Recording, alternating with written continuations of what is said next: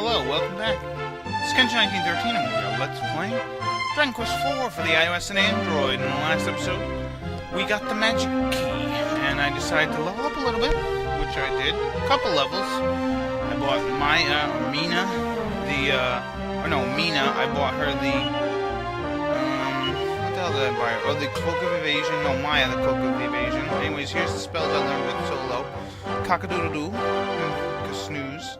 Cock-a-doodle-doo should have just been called Awake. It basically wakes you up from sleep if you're in battle. There's Elena's stats. Here's Maya's stats. She learned the Frizzle spell. Or Fizzle? I don't know. Damn Z's. Frizzle, sizzle, whatever. Anyways, that's going to be very good against the boss coming up. I got Boria. He learned Oomph, which doubles your attack power. So yeah, he's pretty good. Keelon, he learned Heal More, I believe. And, or Mid-Heal, whatever. That's about it. Torco didn't really, or Torneco didn't really learn anything. He just went up some levels. And then Mina, I don't remember if she learned anything. She might learn Snooze, which, it's sleep, but unlike... It's a stronger version of sleep. I think it works on one enemy and it like almost guarantees putting them to sleep or something like that. I forget. I never use it. There's actually a couple spells that I never end up using. Although lately when I've been playing them, I have been noticing that I use more... Sometimes I use more sleep spells and stuff like that. Maybe stop spell every once in a while. Because it's kind of worth it. But usually I don't really mess with them. So for our party we're going to have Solo, Elena, Keelon, and Maya for this next part. And we're gonna head over to the Palace de Leon. No, I don't want Boria. I want Keelon and Maya.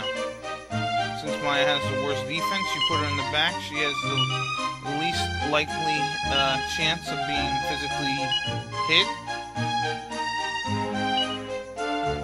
Yeah, we're gonna go into the Palace de Leon. We already talked with Healy on the left. Okay. Just so you know. And now we're gonna go, and one of the reasons why I brought one of the sisters is because I like, there's some sort of justice here. Like, I mean, before they lost, they died. And this guy's talking about this, this township that's starting. I guess we'll go check it out later. But yeah, I guess he doesn't remember being afraid and stuff. Anyways, I brought one of the sisters because I want to show there's extra dialogue here, and also it's kind of neat for them to get a little bit of revenge. And they're also freeing their country here of the evil that is the land. And there's Ragnar. Hey, Ragnar, what's happening? Yes, you have traveled all over the world. His aching feet. Yeah, let's do it. Let's break in together and defeat the monsters that are plaguing this land. And there he is. Keelon, or whatever the hell his name is. Sir Leo. Well, it looks like Ragnar's not going to be with us for this battle. That's a shame, because I could use him. Because he's fairly strong. Actually, he's kind of, at this point, he's a little weaker than normal. Yeah, so, he's kind of telling us to hit the road. Let's talk to Mr. Marquis de Leon. And yeah, so he says, haven't we met before when you fought Balzac? And now, here he is, the big lion man. So this battle is pretty tough. I think I'm going to be able to handle it alright. I know Veteran 0121 used to have some trouble, which does happen, I'm not going to lie, but hopefully I'll get a little lucky. Anyways, first thing I want to do is cast Sap. I want to cast Kabuff, even though this guy usually just does spells and blows cold air at you. But I want to get that on. I'm going to do Sap to lower this defense. Do that, which will hurt. And that's gonna hurt too. so let's take him on. I'm gonna actually use, let's use the buff again. Because if we boost our defense up so high, his physical attacks will do nothing. And that's a good idea. Then we really only have to worry about breath attacks and regular spells. And so yeah, that spell is amazing. 80 damage, 90 damage. It's very good. And see, as you can see now, he's trying to... We got lucky that round that he didn't do a spell or anything. So let's just have Keelon keep attacking. Now, interesting thing about that sap spell that I used in the first round, sometimes you can do it twice and take away even more defense. But the thing about... this is where we're going to have to heal. And I'm going to heal Elena and Maya. So let's heal Elena. Let's have her attack. Let's heal Maya. There we go. There we go. Nice. She's going to do more critical hits as she goes up levels. Since her critical hits rise like a ton. It's terrific. See, this is wonderful. Oh, now his defense turns into normal. So sap, what that does is it'll take away a bunch of defense. There's actually a spell a little later that we get called Cuss Sap, which actually takes away a little bit of defense, but from everybody. So you have to, so sap, you'll take away, like, let's say for this guy, it takes away 80 defense. If we did Cuss Sap on him, it would only take away 40. And so if you do it again, it'll only take away another 40, so in the end it'll be 80. But if you use sap once, I think it takes away more defense. At least I think that's how it works. Anyways, let's heal Maya. Let's have Maya keep casting Frizzle. I won't bother with I won't have her bother with putting sap back on. Or unless I already did it. Alright, now we're getting into a dilemma here. I think I'm gonna have to heal Elena, of course. And I'm gonna have to heal... I'll heal myself. I'll have him heal himself. And hopefully we should be able to beat him pretty soon. If he does another breath attack, I'm pretty much screwed with solo. Well, actually, he might live. Let's see what happens. Oh, look at that. We win. So yeah, that battle can be much more tough if he ends up using, like, spells and stuff over and over. And even that chilly breath, which is pretty much his worst ability. Eventually we'll have a thing to, and whack is a spell, instant death, one enemy. And a couple enemies are susceptible to it. But, yeah, later we'll be able to counter breath attacks with the spell that Nina should learn. Yeah, well, I would have, you know, if we can find Sorrow, maybe I'll dispose of him. And apparently, this guy, Prince Leon, was, I guess, taken over by the evil spirit of that lion enemy guy. Because now he's alive. Like, in the original game, I don't think there was a dude here. I don't know what the hell happened to the dude there. After that, no one, like, went and was in this, was the leader of this castle. And so, yeah, Ragnar, shit, yeah, you can join us. And that full plate armor that we just got is actually going to come into use, like, literally right now, with Ragnar. Because he only has an iron armor, and we'll give him a full plate. So let's look at his stats. He's pretty similar, kind of what he ended with last time, I guess. So let's give him the full plate armor. And now we don't have to buy him that, which is nice, but we will need to buy him the iron mask. So there we go, we won.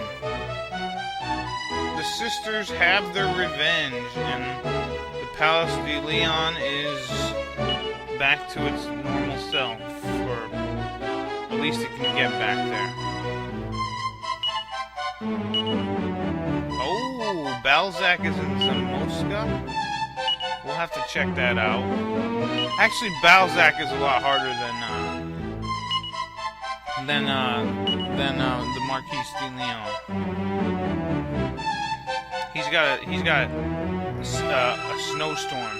Actually, I'm not gonna lie to you, I fear him a little bit more than I fear the other guy. And as you can see, the ladies are now chasing the guy instead of vice versa. And apparently, I wonder if that guy is a monster in disguise, because he's a real dick. Although he could be a monster. I mean, a dude. Humans are bad people too. Come on, I'm trying to talk to you, lady. I'm out up to here with him. Nice. There you go. Take back the night. Yeah, so there we go. Yeah, let's have Mina heal us all, although I don't have time. So now that we've gotten all of our party members, we will actually, there's actually tons of stuff to do. Like, one of the things we have to start collecting is the legendary equipment, which someone I think eventually will tell us about it. But actually, the very first thing we're going to do, because after you get Ragnar, hell, after you get the ship, the world kind of opens up to you big time, and you can really do what you want to do. And I'm not going to be... See, I want to say, I don't remember exactly how I did it in my playthrough of the NES, if I just went in order of what I usually do. But I'm going to try to go out of order a little bit. Well, not really out of order, but certain things I'm going to do differently. There's a couple different side quests in this game that weren't in the other game, which is obvious. But yeah, so we'll do that stuff. And here's Healy. Yep. Yeah, alright, well, you know what? Maybe we should bring Ragnar in here, and look. Yeah, I won't let him get squished. Yeah, see? Kirill's got the point. If he wants us to talk, you know, why don't we just go get him? Yeah, so now that Healy is a human. And yeah, we get a new theme. Now that we've collected all the chosen ones. The thing is pretty neat is if you put a character from another chapter, not the hero, in the front, you'll hear their theme, which I'll probably be doing. I like to put Ragnar in the front, Elena, Taloon, you know, Nera, Mara, and if you put Nera and Mara in, and look, Healy's not even here. But yeah, if you put Nera and Mara in and you're fighting, you can actually get, you can actually hear their battle music, which is pretty cool. So yeah, this is usually my group, Solo, Elena, Ragnar, and Kirill, because they're just so damn good. But I actually enjoy Boria and Maya lately. Like back in the NES days, that's the group that I would use. But you know, Boria, he has his special spells, which are terrific. Like I said, he's an ice master. He learns a lot of great ice spells. While Maya, she learns all the Blaze More, Blaze Most. She learns Fireball, Explode, Boom, Bang, Boom, whatever they call them. She learns them all.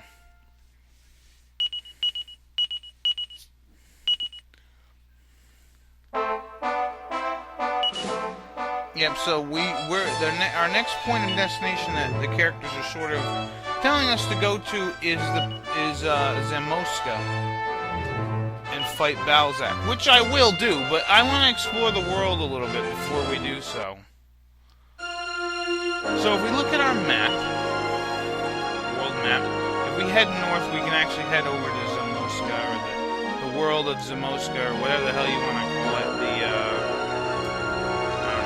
I forget what the land was called. Anyways, if we come over here, now, if you remember, enemies, oh, here we go, here's some walruses. These guys I think they're weak to ice, or at least they can be hit by it. I never like saying weak to in this game because I feel like if they're weak to it, that means they can be hit by it.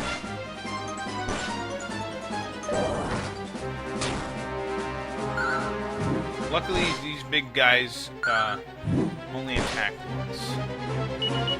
Now, if you had Keelon in your group against these guys, if somehow he did end up, like, if it says Keelon, you know, tells a joke or something, and then these guys are laughing, what that does is it'll make them not go during their turn. It's kind of like if an enemy screams and you're frozen in fear. So, Keelon, almost every time when you do fight monsters like that, he will tell a joke, they'll laugh, and they won't be able to move. So in some ways, Keelon is pretty good. There are some instances where he's good. It's just his stuff is more random than it should be, and I have noticed that he doesn't in the original NES version. Sometimes he would call a group of merchants together, and they would come out of nowhere and attack an enemy for 3 times whatever I think whatever his attack power was. He would or whatever it was, he would attack like 3 times and it would do a shit ton of damage. But I think they took that out of this game because that really kind of shows how he gets destroyed. So it looks like that guard over there, he, I don't know, he almost died protecting the border, which is dumb. I would have just left. I would have went to Endor. I'm like, yeah, I'm going to Endor. So if you remember over here, this is actually where the bazaar was in the, chapter 2. And apparently there's some sort of town going on here. Hey, look who it is. It's Hank Hoffman Jr. And so, yeah, for some reason he's going to start talking with a southern accent. Not sure why, but he does. So what he wants us to do is similar to what happens in Dragon Quest VII. He wants us to collect people for this town. And apparently there's someone from Laissez-Faire. Interesting. So, we're going to start this side quest. I'm going to do it continually throughout the remainder of the game. I probably won't take 1 or 2... Well, I mean, I probably won't, like, focus on it for, like, one section of the game. So, if we come in here, we can meet this nun here and talk to her.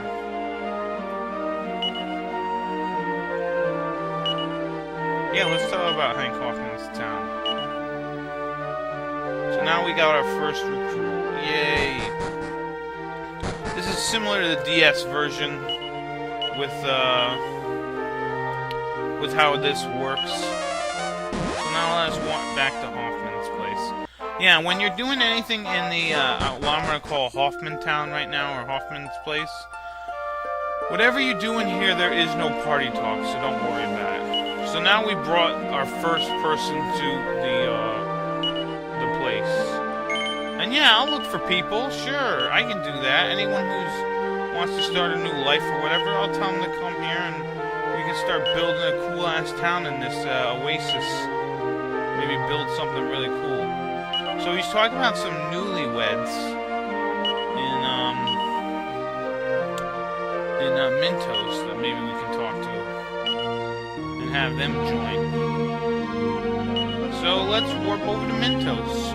And I want to thank Veterano121 for pioneering sort of the way of how we get these guys, because apparently it's a little different than in the DS version.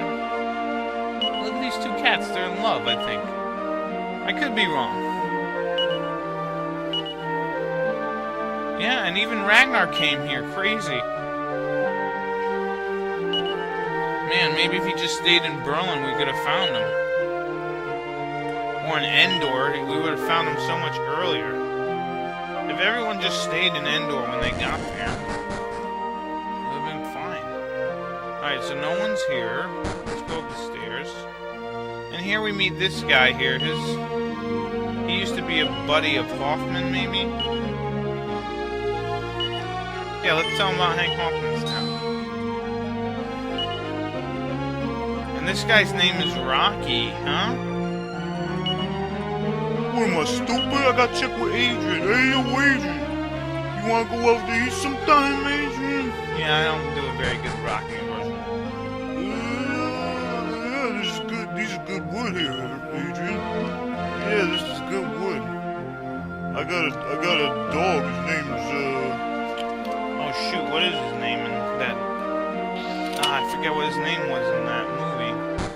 But that was actually Sylvester Stallone's dog, by the way. So now that we talked to Conrad Hilton, I think we have to talk to him in the morn.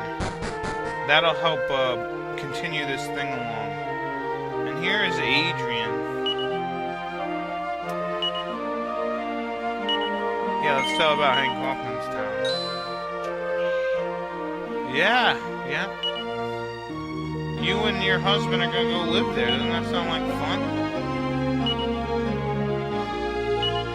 Yeah, maybe you can work as a pet shop owner, and then maybe one day you'll be a boxer or something, and then you can fight Apollo Creed. That'd be really cool. So yeah, cats in love, people in love. Everyone's in love in Mintos. That's what it's about.